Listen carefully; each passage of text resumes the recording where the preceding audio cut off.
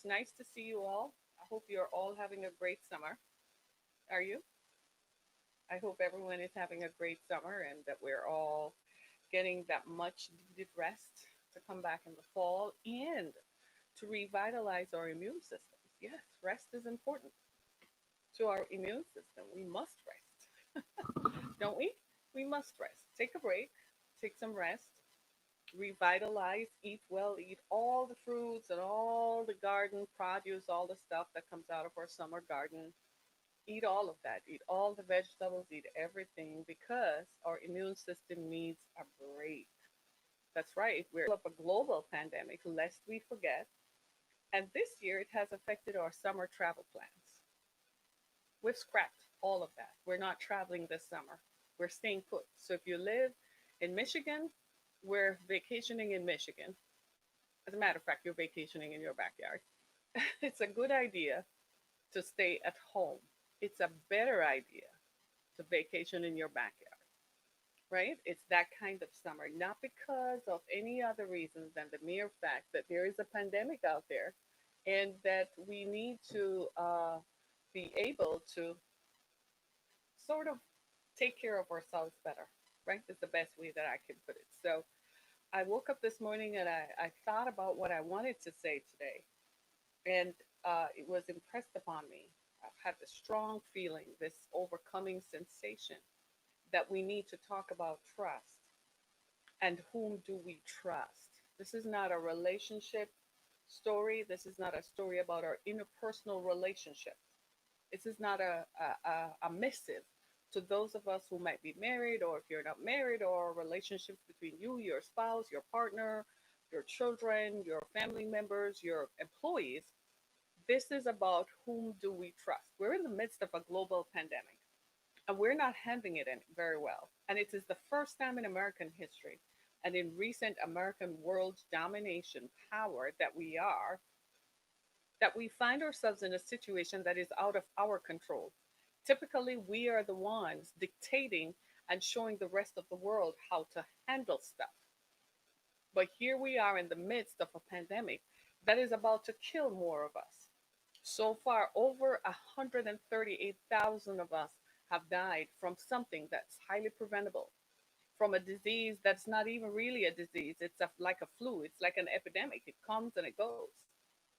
But yet, 138,000 Americans have lost their lives.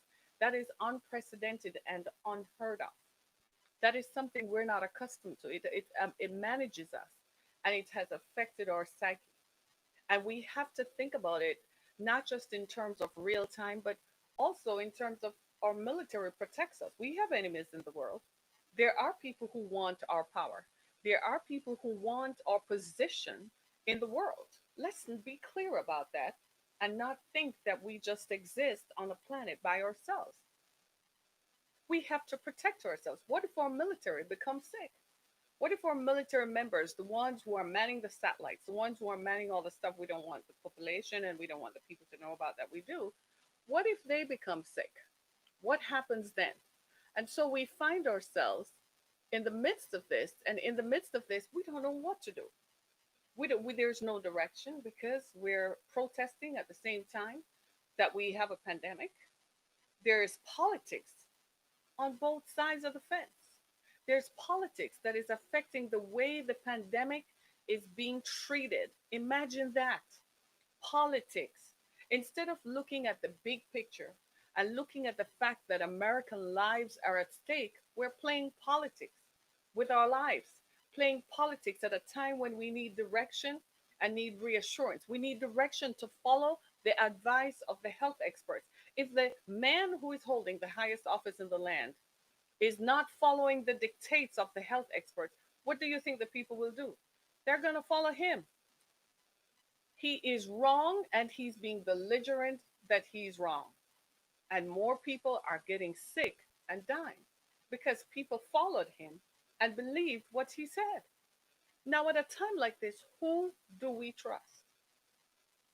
Whom do we put our trust in? I saw something floating around on social media where somebody said, in Fauci, we trust. I was rolling like it was going out of style. I couldn't believe that people were actually saying, in Fauci, we trust. No, we don't trust in Dr. Fauci, as revered and esteemed as he is. That's not whom we're going to put our trust in going through a pandemic with politics hovering and politics dictating how the pandemic is happening. We're not going to do that. We're not going to trust in Dr. Fauci. Yes, we revere his opinion, but that's not whom we're going to trust in. We have protests in the streets. There's a culture war that is taking over this country that we must pay attention to. This culture war is in the vortex. The pandemic, politics, and a culture war.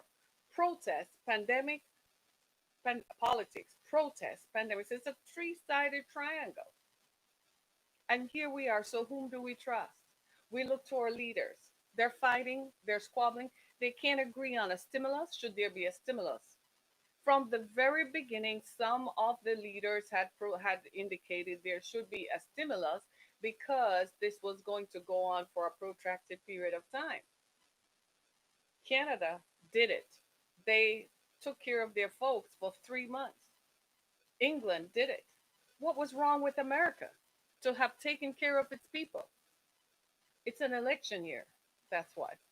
So the politics has intercepted how things would normally flow. It is influencing the behavior of political leaders because they want to look good for the cameras, because looking good for the cameras translates into votes. That's what we have become.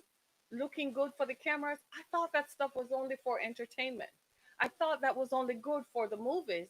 I had no idea that this was going to impact the delivery of needed and necessary healthcare. Is this not what we used to criticize other countries about? That they were inhuman, that they were not humanitarian to their own people? But here we are doing the very same thing. Whom do we trust? Whom do you put your trust in? So you and I are sitting at home watching this play out, and at the same time, we're looking at ourselves, and some of us have lost family members. Some of us have lost friends. There is not one person, a recent study showed that in every life, in 1 in 3 Americans has known someone who has been impacted by coronavirus. 1 in 3. Some of us have known people who have lost their lives. Some of us have known people who have become very sick as a result of the coronavirus. Our lives have altered.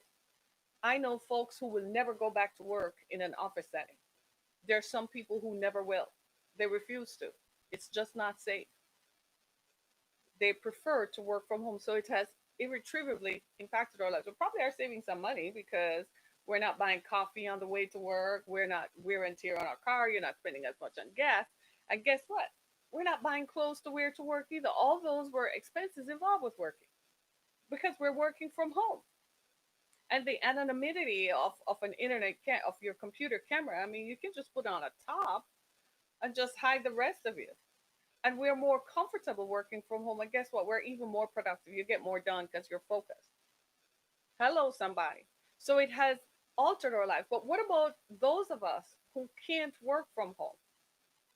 There are more than 40% of Americans who work in service jobs. That's crazy. So they can't work from home. If they don't work, they can't pay rent. If they don't pay rent, they will be evicted. We have a housing crisis that is at the tipping point, caught up in part of this pandemic vortex. Just recently, here in the city of Detroit, the 36th District Court judge had to revoke all evictions. He said, there's no way I'm evicting anybody in a pandemic where people need to be able to wash their hands and isolate, self isolate, and practice social distancing. I cried when I read that. It was something that was a heavy burden on my mind. What is going to happen to over 10,000 evictions that were filed in the city of Detroit? This is replicated and duplicated across the country. Black and brown people are disproportionately affected because they work service jobs more than anybody else. Why? Systemic racism, institutionalized racism. When those structural forms of racism are in place, of course, it disproportionately affects and impacts those most vulnerable. It is designed that way. And so here we are in the midst of this vortex of politics, protest, and the pandemic. And who is the leader? Where do we get our direction from? Who are we going to trust in? Whom are we going to trust? The question is not rhetorical. The question is real because rhetorically you ask it knowing the answer. But this is more than just rhetoric. This is reality. Whom are we going to trust? We can't trust the political leaders. The polls are up and down. I don't follow them. So 1 minute this one is leading, 1 minute that one is leading. That's not what is going to dictate it. What is going to dictate is the direct outcome of this vortex, the pandemic, the protests, and politics. That is what is going to dictate who wins the vote in November. So you can sit back and forget about polls. Forget about that. Think about this pandemic. That's what's driving this thing this year. And the way this is looking, it's not going to be good. You look at the numbers across the country. You look at the states now in the midst of this: Florida, Arizona, Texas. Let me say that one more time: Florida, Arizona, and Texas. Who live in those states? Primarily brown people. Whom is the pandemic affecting the most? Brown people. Is there any wonder why the governor of Florida does not care and says schools should reopen and people should still go out and so on? He's following the dictate of a leader who primarily doesn't care about that because this leader is focused on his base. And that's who is driving his decisions because he needs his base to win the vote.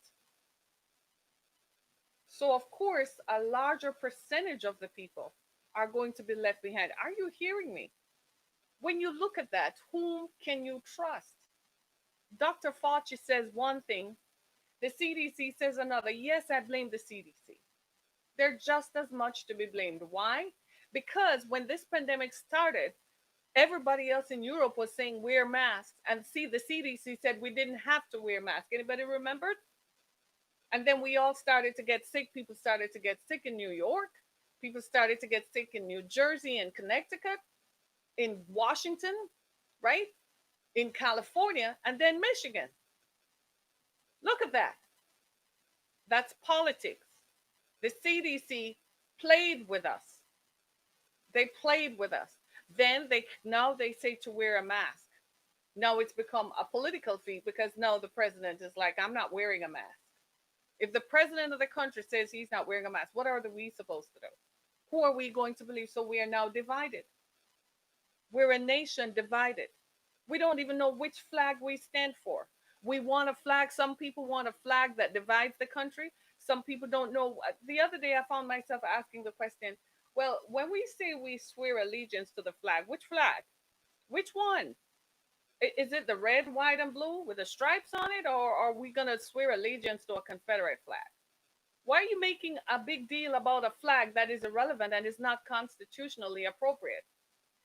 The flag of the United States is the red, white, and blue with a stripe. So what is the deal with making a big deal about the Confederate flag? The Confederate flag belonged 150 years ago to a group of folks who lost the war, and they never forgot. Their descendants have never forgotten. The flag that remained is the one that still stands today. I swear allegiance to the flag of the United States of America and to the republic for which it stands, one nation. I think that's what we're forgetting. One nation. We've forgotten that part, haven't we? One nation. We can't have a flag that divides us. I agree with the defense secretary. We can't have a flag that divides us. One nation. When we go to battle, we take one flag. When we go out, we fly one flag. One flag. That's one. All glory. That flag. That's the one. This be the flag. Do you understand what I'm saying? So who are we going to trust? There's all these voices. They're all conflicting. The CDC director said something else. He said, well, we're going to issue guidelines about how schools should reopen. Then he said, nah, we're not going to change what we said. Then Dr. Fauci said, schools should not reopen. We need to really look at how we're going to instruct children. The CDC says something else. Whom do we trust? It's a battle of egos. And in the midst of it are the lives of Americans.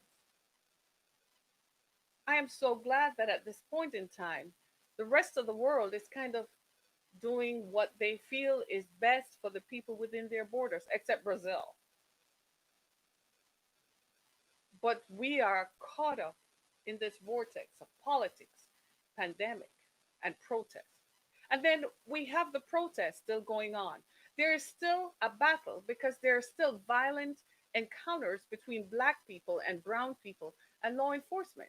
And we can't overlook that until we have fixed that. That's what the protests are about, is to make sure that when encounters do happen between the police and black and brown people, that those encounters do not end up being violent towards black and brown people. Disproportionately, black and brown people are impacted by negative encounters with law enforcement. We have that protest that became a wider protest about structural racism and institutionalized racism. It has different parts because it's structural. It's so, we tend to use the blanket term of systemic racism, but when you look at it, it's like dissecting a cow. There's structural racism, there's institutionalized racism, there's economic racism. It's so oppressive racism. When you look at all of that, this is what the wider protest became about. And I'm not even going to talk about the whitewashed celebrities, the whitewashed black celebrities who are whitewashed in their opinions, who show up and don't show up. They're not the leaders of the people, let's be clear. The leaders of the people are people like John Lewis, who died yesterday after 80 years. This man has been fighting since he was 23. He never gave up. He never stopped a fight. He never gave up in his march for civil rights for black people. Never did. He didn't become whitewashed. He became a part of the establishment, the political establishment. He still wasn't whitewashed. But you have celebrities whose lives apparently depend on endorsements, so their opinion is whitewashed. People, they are not your leaders. Celebrities are not your leaders, they're entertainers. Don't look to them for leadership. You look to civic and political leaders. Those are the leaders. You look to the people who are leading the protests. Those are leaders. Look to thought leaders, not people like Kanye who are putting his name on a ballot in Oklahoma. I hope the people of Oklahoma reject him. He's making a joke out of the American political system. How could somebody like Kanye ever think of running for president? Kanye can't even hold a sentence together. He can't even think cohesively, but he's going to run for president. I should put my darn name on it. But wait just a minute here. Come on now. Anybody. That's what we're making a joke out of our political system. Sit down, Kanye. Go sit down and go kiss Kim. That's what you're good for. Come on now. We gotta get this thing into perspective, right? We gotta put this back into perspective. We're leading a country of over 300 million people. You can't have jokers just thinking they can pontificate and get up and say something and go put their names on ballots. Who are we trusting? We've lost our connection. We've lost our political and moral compass. We don't know which way we're going now. We don't know where we stand. And here we are asking ourselves this question: whom do we trust? Yes, you see now why it's more than rhetorical. Because when you look at all of this stuff floating around us, how can you say, well, Harriet, it's just a rhetorical question? No, it's not rhetorical. We have to be real this time. There is more at stake this time. This time we have our whole nation. If we are not careful, somebody else might come and blow tip us over so they can have control of us. We can't afford for that. We can't afford for that at no time. We have to maintain our space in the international race. We have to at all times be at the forefront. I am grateful that we have a military that is 50 years ahead. It's one generation ahead of the next greatest. If that were not the issue, they would have topped us over when we are so distracted by this infighting, this civil insurgency, controlled in a way by the very people leading the protest, because we don't want to lose what we value the most, which is this: the democracy. This thing here that we have that we call America, this, they continually refer to it as a democratic experiment, but we have now learned how vital it is to still have it. That's what we're fighting for. We still want our freedoms, but at the same time, We feel like we have a duty to protect those who are vulnerable. We feel like we need to help those who can't help themselves. That's what this fight is about. And at the same time, we're looking around and 138,000 Americans have died. And this is just now. In another few weeks, that number is going to duplicate. Why? Because there are more people who are sick and are getting infected. And in Texas and Florida, they're out of ICU beds. They're out of ICU beds. That means they have no more spaces. They have converted as many floors in a hospital to ICU units. They're out of ICU beds. We're in the midst of a fight for the very fabric of our nation. And we're worried about a flag that is inconsequential. It's not even legal. No, the Confederate flag is not recognized as the flag of the United States, so it's not legal. It doesn't represent a territory like it represents a state, so it's not a state flag. So it's just kind of an emotional thing, an emotional attachment. It doesn't exist. We should have done it years ago. The only flag that should remain, as the song says, the rockets burst in air, assured us through the night that our flag was still there.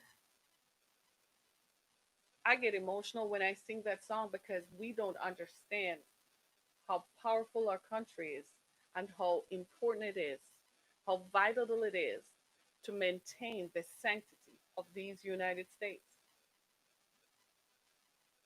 We need to do that, right? We need to do that, right? And we need to be able to do it in the sense that we must now come together. As painful as this is, as much as we are divided, as much as we have differing views on how this should be played out, on how this should be done, we must now come together. What will it take for us to come together? What is it going to take? We need direction. There's only one way we're going to get that direction is to look up. We're going to have to trust in God. Yeah, did I say that? Absolutely. See, we're a nation that was founded on a principle and a belief that there is a creator outside of ourselves. There's a guiding principle that guides us to do the right thing. That was the American thing, yeah? To do the right thing. Well, we had issues with slavery. That's why some people fought against slavery because it wasn't the right thing to do. We had issues with Jim Crow law. So some people said it's not the right thing to do. So we've always had this itching, this friction caused by right and wrong. There's nothing wrong with that. We need to put that into perspective. And let me help you put that into perspective, if you will. Indulge me for a minute or two. It is important to do that because that shows that there are still right thinking people in the nation. If we're a nation that just has one group of people who think they're always right, then something is wrong with that because you've got to have dissent. Why is dissent important? Because it makes you look back into yourself. So it's okay to have this friction. It's okay for us to disagree. It's part of what makes us American in the first place. It's part of what describes our thinking, our thought processes. It's part of what makes this country great. We have forgotten that. We can't just always sit down and just always agree. No, we're not going to always agree. There's always that friction between right and wrong. And when you don't have that friction, you got to be careful because when that friction does not exist, that means another rule is taking place. You got to have friction so you know it keeps you on the right path. So we are protesting now because we are off key. We're off the right path. And the friction has developed now to bring us back onto the right path. So who is going to lead us? When there is an absence of leadership and a vacuum in leadership, we've seen examples in the Bible where God steps in. When the people whom the people choose to lead them don't lead, the people cry out, God, where are you? Help us. Right now, have we sent up a collective cry to God? Have we said, Lord, we need you. Come on down, lead us. We just lost one of our greatest leaders, John Lewis. He fought, he helped make America great. He was part of the friction that said, this is wrong.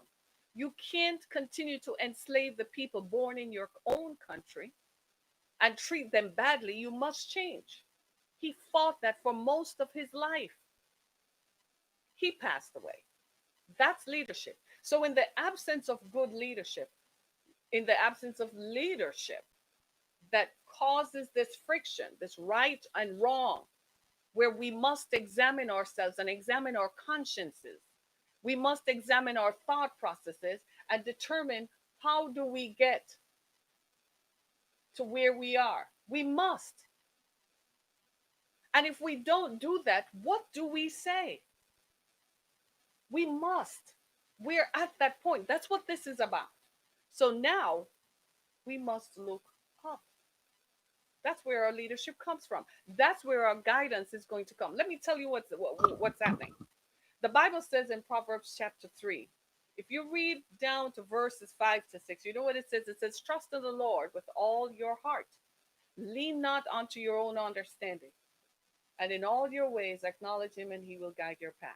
America, trust in the Lord. You say you believe in God, you say you're a Christian, we're going to have to trust in the Lord. When you go to bed tonight, trust. When you go to bed tomorrow night, trust. When you wake up in the morning, trust. We don't have a choice. We're going to have to trust in God. We're going to have to trust in God because here's the thing. This pandemic is winding its way through our country. It was in the West, it was in the North, now it's in the South.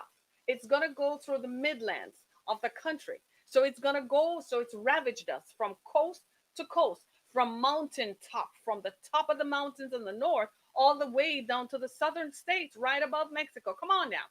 This pandemic looks like it wants to be our boss. It wants to be our leader. It wants to dictate how we run our country. It wants to dictate whether our children go to schools or not, whether we go to work or not, whether we produce enough toilet paper or not, whether we produce enough disinfectant spray or not. It's like an apocalypse. It's trying to shove its way into our consciousness as if it's the apocalypse. No, it's not. America, we need to trust in God. Folks, we need to trust in God. We need to start thinking about the ways in which we trust in God. I am going to tell all of us we need to start praying again. We have forgotten how to pray. Yes, I know that preachers became pimps in the pulpit. I'm going to accept that. Yes, they misread the Bible. Yes, they led us down the wrong path. Yes, they didn't speak out against structural racism. In fact, they enforced structural racism. Yes, they enforced structural sexism in their pulpits and in the ways of their organizations. Yes, they raped children. Yes, they had sex with people they shouldn't have. Yes, yes, yes. They were not perfect. They were trying and they got caught up in stuff and they were not truthful to us nor to themselves. But that's not who we should put our trust in. We put our trust in God Himself. That's why the Bible is written. That's why the Bible is irrevocable, because that's the authority on which you trust. Don't trust in me. I'm human. I am going to be the one who drives on the street tomorrow and I'm going to have road rage. I'm going to be the one who curse like I said. I'm just telling you the truth. I'm going to be the one who does not like what someone else does. I'm going to be the one who stands there and say, really? And mouth off. So don't trust in me, but trust in God Himself. Pick up the Bible. It's free. Download it. You don't even have to buy it. It's downloadable from the App Store, from the Google Store. Turn it to Proverbs chapter 3 and read Proverbs chapter 3, where it clearly says, trust in the Lord with all your heart. You don't have to even be a Christian. You don't even have to walk down an aisle to say, I trust Jesus. You just say, Lord, right where you are. Just say, Lord, I don't know. God, I know you must be out there. The sky's too big for you not to exist. They keep trying to find you no matter how they go to space. But God, you must be there. You're hearing us. Please, oh God, help us. Our nation is in trouble. My community is in trouble. My parents are in trouble. My job is in jeopardy. Oh God, help us. My family is in jeopardy. God, help us. And He will help you. He will come to your aid. Come on now, trust in the Lord. You know how I know this is true? You know my story. So years ago, the pattern was set. Yeah? I lived with an abusive husband. I was married. He was abusive. He threatened to kill me. He did mean to kill me. He held a knife to my ribs. This is after multiple beatings. But I didn't want to be a single parent. I didn't want to have to raise up my children by myself. So I stayed in the abuse until it was my life that was at stake. Can you imagine being an undocumented immigrant? Can you imagine having no support? I didn't know what I was going to do leaving my home. I didn't know what awaited me in Detroit where my mother lived. I had to trust God that if I walked away from that abuse and walked out of a 4,000 square foot home with a pool and a 3-car garage behind a gated community, that God was somehow going to provide. I didn't know God. I didn't know, I've never seen God. But I took the words of the Bible that God said if I trust in Him, He would direct my path. And I did. I'm here today because of that trust. When the pandemic started in February, before it became an issue here in the United States, I was watching it happen in Europe.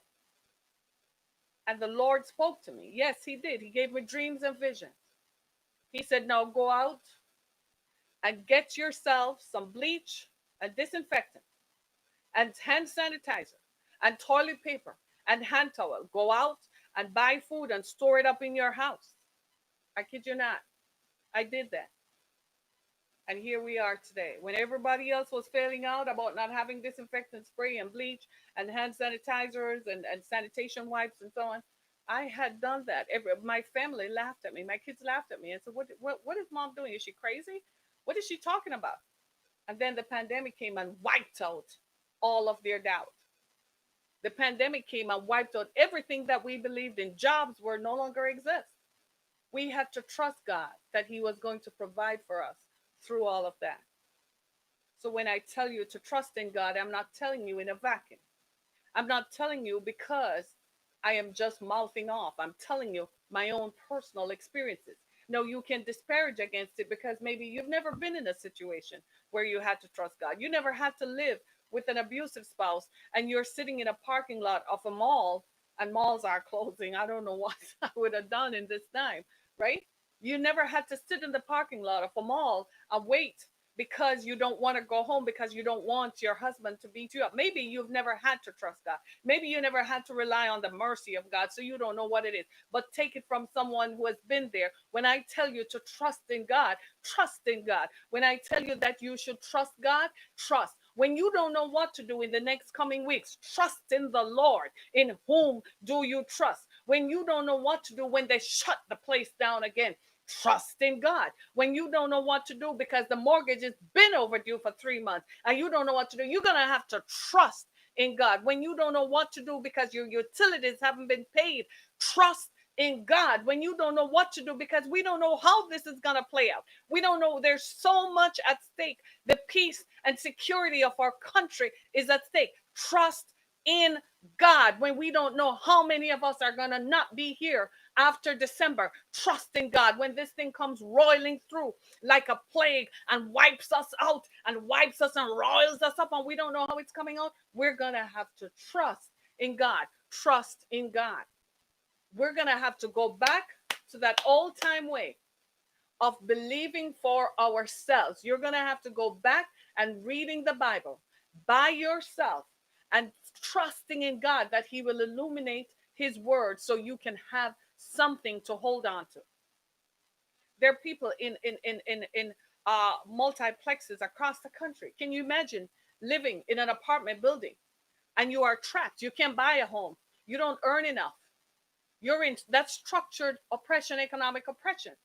You can't buy a home to move out. And homes now are at a premium. If you didn't buy a home before and you're trying to buy one now, expect to pay 3 times what it used to cost, it would normally cost. Because now everyone recognizes that during times like these, you need control over your physical environment. So imagine you are living in some place where you can't control it. You have no control over who comes, who goes. They don't keep the place clean. The garbage piles up. And you're looking at it like my life is not worth anything.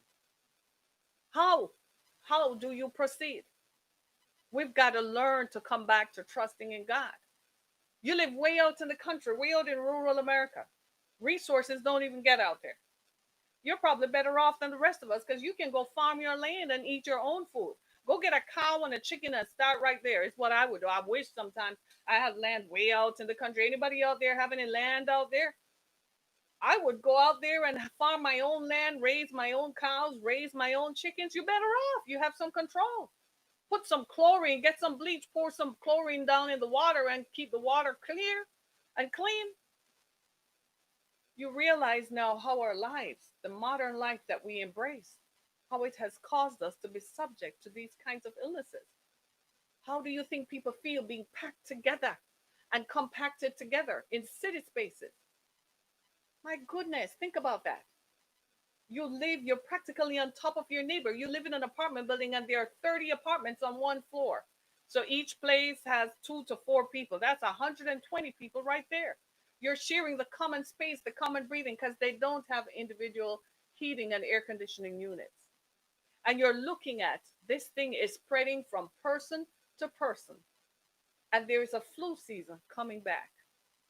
Who do you trust?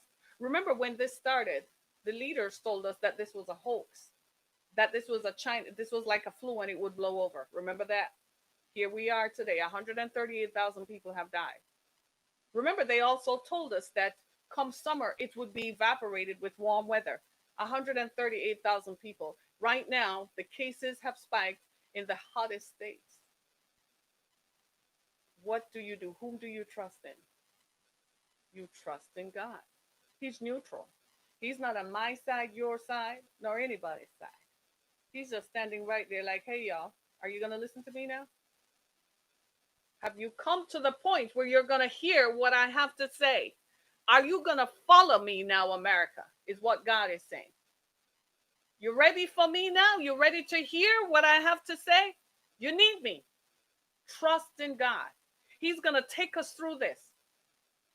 Didn't know where to go when this thing started. When I saw this was coming in February, I had not a clue what was going to happen. I was looking at economic decimation like the rest of us.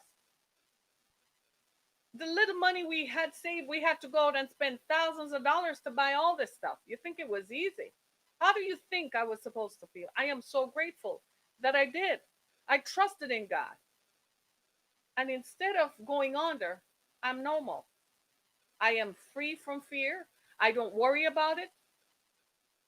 The part of it that gets to me is the part that gets to you because you are not listening. I want you to get to the same place where you don't have any choice but to trust in God. Right now, most of you are at that point. Admit it. You don't have a job. The unemployment for the pandemic runs out in 2 weeks at the end of July. They're fighting about whether they should extend it or not. Imagine that. You have started a business for your family that feeds your family, and the politicians are fighting about whether you should get a loan. And when you were paying taxes, they weren't fighting about collecting your taxes. Imagine that. And that business is what keeps your family going.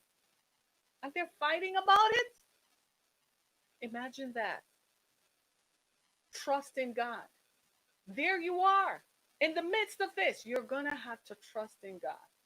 This is where you say, I have nothing to lose. Literally. What do you have to lose? What do you have to lose? Your business? You'd have lost it anyway. Your life? Who knows what's going to happen with this? Your thoughts? Your sanity? What do you have to lose? Trust in God. Imagine I had 2 children. One was 11 and the other was 15 months. Are you hearing me? I had to walk away for my life, get in a Toyota Camry, and drive to Detroit from Florida to save my life. I had no savings, nothing. The $500 I had in savings, I used it to pay for the motel when we had to run out of the house. So my children and I could sleep in a motel. We were homeless for 3 weeks. We stayed in a motel. We didn't have a home. I couldn't go back to it.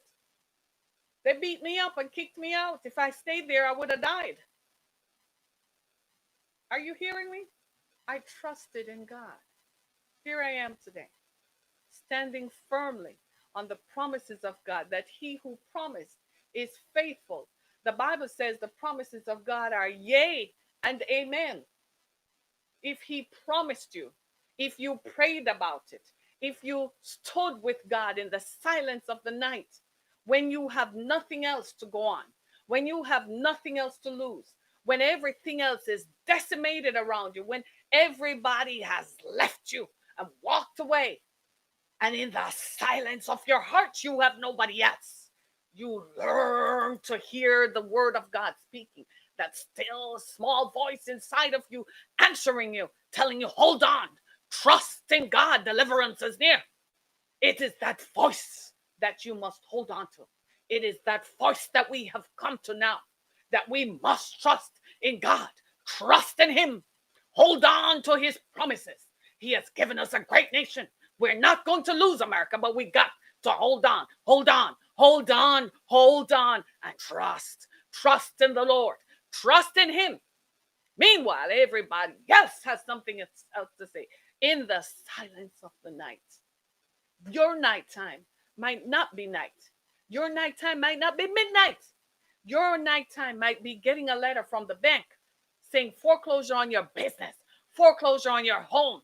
Your nighttime might be a call from the company saying they're coming to pick your car up. Your nighttime might be they're taking everything and the kitchen sink. Trust in God in that moment. Trust in the Lord. Hold on to Him. That's what I did. I didn't have a choice. I had nothing underneath me. Everything that I held dear that I thought was life was removed from me. I no longer had a home. I didn't know what I was going to do. Look at me. Look at me. Look at me. I survived. You will too. I had no home for 3 weeks. No home for 3 weeks. I was in a motel with two children. One was 11 and one was 15 months. Imagine, the baby is used to running around our house. She doesn't know anything else. And here she is in a motel with some crappy looking carpet that looked like Nene and Sherere and them had played on it. Can you believe that? You went from the pit, from the palace, straight down to the pit in one fell swoop. Come on now. You learn to trust in God. This is why today I'm not moved by the isms and schisms, and people talk and they talk. Talk is cheap. But when it comes right down to it, who is the deliverer? Who delivers is what I pay attention to. Talk is cheap. You can say a whole lot of stuff. But when it comes right down to it, who will deliver? America, we need to go back to this. We have derided the Bible. Yes, there have been some bad actors and actresses. There have been some people who have purported that word and mistook it and mistreated it and wrapped it up and packaged it so they can make millions off it. Good luck to them. We'll see them in the sweet by and by. But right now, right where you are, regardless of what has happened, regardless of who has happened, here we come to this point where we have no choice but to trust in the Lord. I say to you today, trust in God. He will never leave you nor forsake you. I am a living witness. I've told you my story. Read my book, Through the Fire. You will see where I had no choice. Imagine, just read. Look at me. Look right here. Look at me. I had no choice. After that debacle, that I left Orlando and I was homeless for 3 weeks. And then I moved to Detroit to live in my mother's house. Imagine a full fledged adult with two children. I left my mother's house from I was 16, y'all. I did not go back till I was 36. After 36, can you imagine? Some 20 years. Now I'm coming back as an adult with children. How do you think I felt? I could not look at the situation. It would have intimidated me. That's what we're facing in America today. You can't look at the situation. I had to look up and trust in God and just like an Energizer bunny, just motored my way through it. Just powered myself up by looking up and trusting in God that I don't know how this is going to work out, Lord, but I trust you that it's going to work in my favor. I trust you. And I trusted God and it worked out. I have published 3 books: Visions, Musings of the Spirit, and Through the Fire, working on my 4th book. I've been on radio and television. I've traveled around the country telling others how to do this. Look at me. That happened because I trusted in God. That happened because God stood by me. Now, it's up to you. With whom do you trust? Having heard this, you see the evidence. I used to wonder, how could I do this? I used to wonder at that, but now I know the evidence, the weight and the preponderance of the evidence. My name is Harriet Kemmock. You can put my name in Google. You will find my story. You will find that I've been at this for some 10, 11 years now, telling people about this. You will find that my story is true. When I say trust in God, it's because I lived it. It's not because somebody left me an inheritance or I married a rich man and he gave me everything. It's because I started with nothing. And from nothing, God made something out of it. They often say that your mess becomes a message. It is true. My mess became a message that defined my life. Musings of the Spirit, visions through the fire, after the fire, the long goodbye, and all the books that have left to be published and produced. God has done a miracle with all of them, with me. He will do the same for us, but we're going to have to trust Him. We're going to have to take His word. Don't take my word. Despite the preponderance of the evidence, I am just a witness and just a messenger to say that it can be done if you trust in Him. But it's up to you. You're going to have to just trust. So I invite you now, trust. Trust in God. Trust Him.